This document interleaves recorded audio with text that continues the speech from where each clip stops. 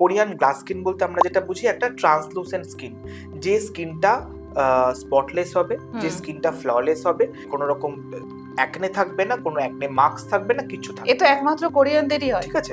এবার ধরো যে তোমার একটা খুব সুন্দর স্কিন আছে, স্কিনে কোনো দাগ নেই, ছোপ নেই, স্কিনে কোনো কিছু নেই, ফ্ললেস স্কিন। এবার কোরিয়ান গ্লাস স্কিনে ফেশিয়ালে যে ট্রিটমেন্টগুলো করানো হয় মূলত সেরাম বেসড একটা ফেশিয়াল যে করানো হয়, সেটা যদি করায় বা তার জায়গায় অন্য কিছু করায়, বা তুমি যদি স্কিনটা একটু বেশি ভালো করে মেনটেন করো, তাহলে তোমার ওই স্কিনটাই আরো চকচক করবে। কিন্তু কোরিয়ান গ্লাস স্কিন ফেশিয়াল হচ্ছে বলে পাশে একটা ছোট ইনসেটে কোরিয়ান মুখ দেখিয়ে ওই রকম হয়ে যাবে, তাহলে তো আপনাকে কোরিয়ান জিনটা ক্যারি করতে হবে, আপনার বাবার দিক বা মার দিক কাউকে কোরিয়ান হতে হবে, নাহলে আপনি কোরিয়ান গ্লাস স্কিন ওরকম কি করে পাবেন।